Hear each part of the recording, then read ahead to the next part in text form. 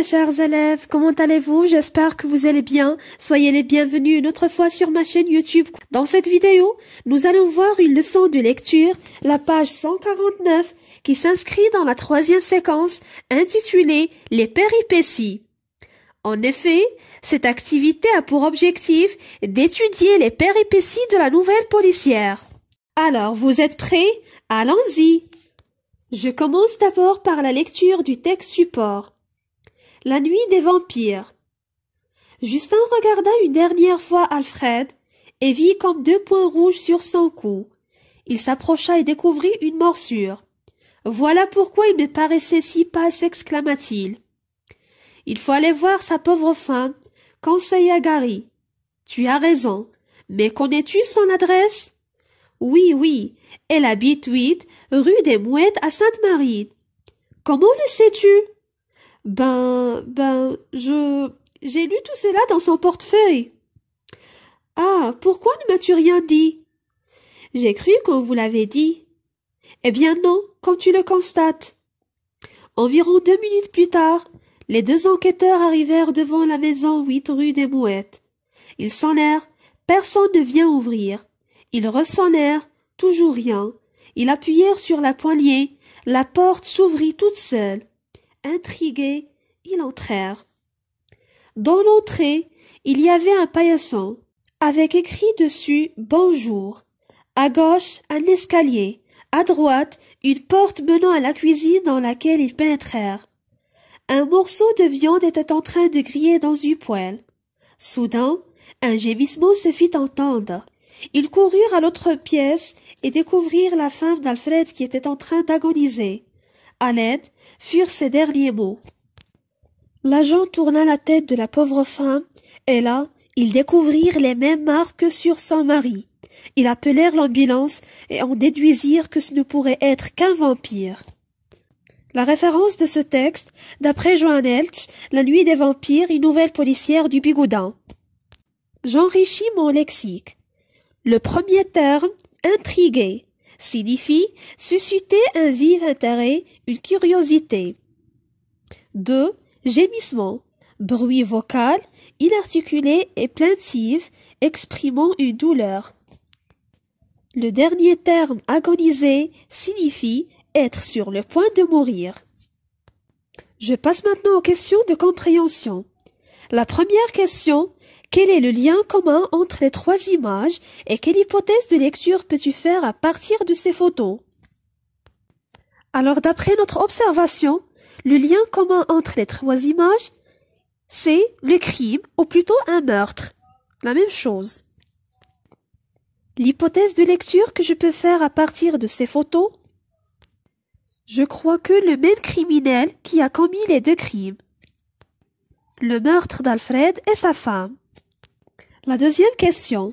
Légende les images en mettant la lettre convenable. Alors la première image renvoie à la lettre B. La femme d'Alfred couchée sur le sol en train d'agoniser. La deuxième image renvoie à la lettre A. Les enquêteurs devant la maison d'Alfred. Et finalement la troisième image renvoie à la lettre C. Le cadavre d'Alfred dans le brouillard. La troisième question relève 3 mots qui montrent qu'il s'agit d'un récit policier. Alors dans ce passage, il existe plusieurs mots qui montrent qu'il s'agit d'un récit policier. Par exemple, les deux enquêteurs, agoniser, l'agent, ambulance, un vampire. La quatrième question.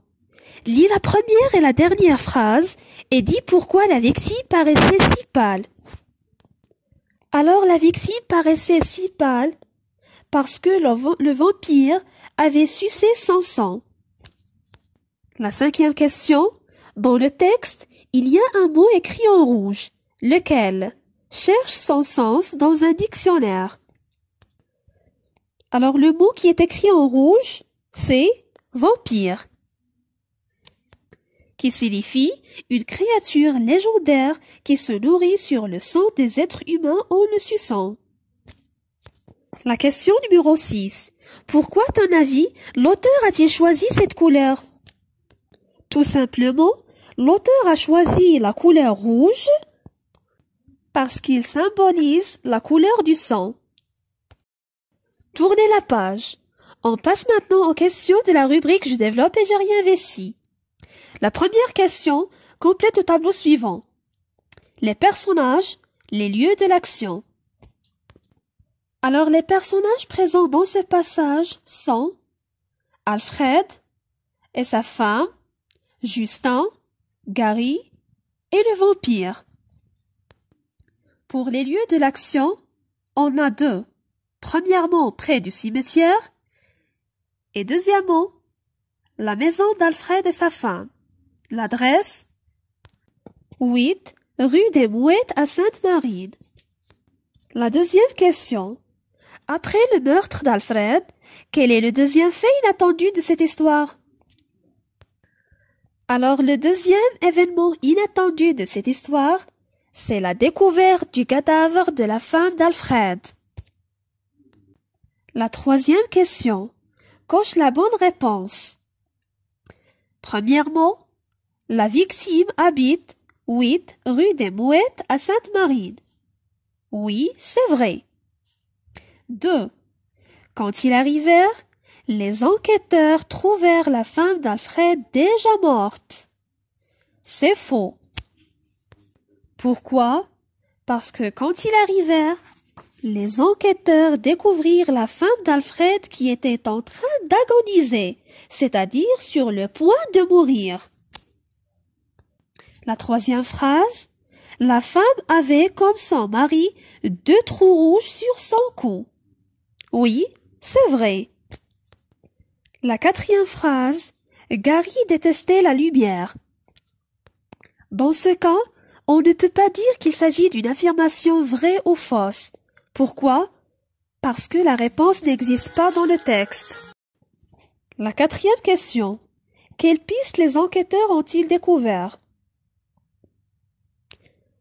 Alors, les enquêteurs déduisirent que ce ne pourrait être qu'un vampire. Du coup, c'est la piste des vampires. La question numéro 5. Quels sont les indices qui ont aidé les enquêteurs à trouver cette piste? La réponse. Les indices qui ont aidé les enquêteurs à trouver cette piste sont les 2 points rouges ou plutôt les morsures figurées sur le cou des 2 victimes. La question numéro 6. Remets en ordre les éléments suivants en les numérotant pour reconstituer les péripéties du texte. Alors premièrement, les enquêteurs examinent le cadavre d'Alfred. Ensuite, les enquêteurs se sont déplacés au domicile de la victime. Juste après, ils ont découvert le cadavre de la femme d'Alfred. Après, ils ont trouvé les indices et finalement, ils ont trouvé la piste du vampire. La question numéro 7. Complète à partir du texte tableau suivant. Trouvez un passage narratif, un passage descriptif et un dialogue. Commençons d'abord par le premier passage narratif. 2. Justin regarda une dernière fois. Ah, s'exclama-t-il. Le passage descriptif de dans l'entrée jusqu'à ils pénétrèrent. Et pour le dialogue de il faut aller jusqu'à comme tu le constates. On passe maintenant à la rubrique Je retiens, la page 151. Complète par l'intrigue, le suspense, rebondissement, les indices et les pistes. Alors les péripéties sont des rebondissements qui surgissent au cours d'une histoire. Dans une nouvelle policière, elles permettent de maintenir le suspense et de découvrir progressivement les indices et les pistes qui conduisent finalement à la résolution de l'intrigue. On passe maintenant à la rubrique J'applique et je transfère. Relève les péripéties dans ce texte en désordre, remets-le en ordre et précise les indices qui t'ont permis de les identifier. Alors mes chers élèves, je vous conseille de mettre la vidéo en pause et de lire le texte une lecture silencieuse plusieurs fois afin de trouver l'ordre de ce texte. Juste après, relevez les péripéties et précisez les indices qui t'ont permis de les identifier.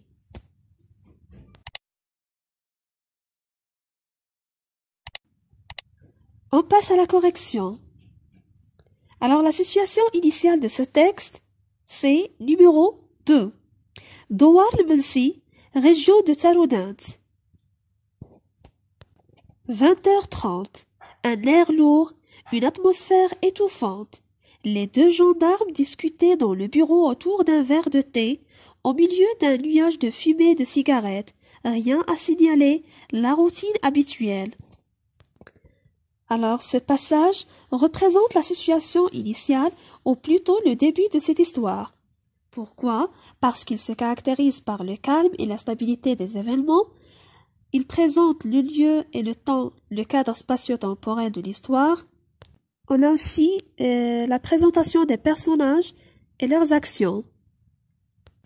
2, c'est-à-dire le numéro 4.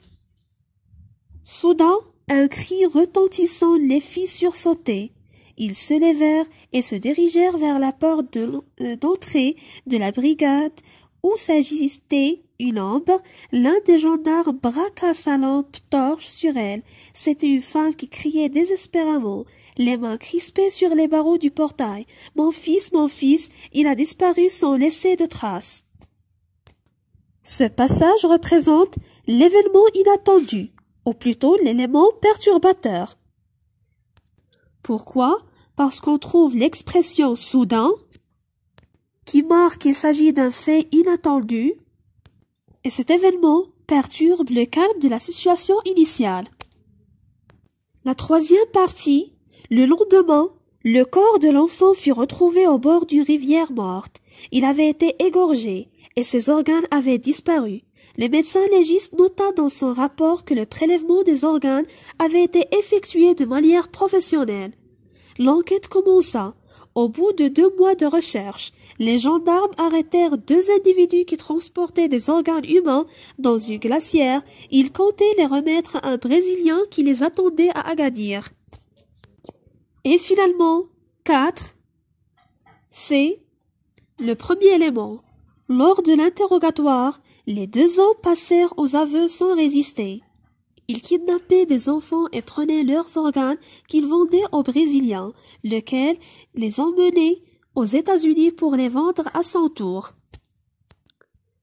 Du coup, on peut constater que ces 2 passages derniers, 3 et 4, constituent des péripéties, c'est-à-dire des actions effectuées pour trouver une explication à l'événement. En effet, elles constituent le nœud de l'histoire. Les indices, on peut citer le lendemain, le corps de l'enfant fut retrouvé au bord d'une rivière, l'enquête commença, lors de l'interrogatoire, etc. Et voilà, j'espère que vous avez bien compris ce cours. Si vous avez des questions, n'hésitez pas de me contacter. Merci de votre attention. À bientôt.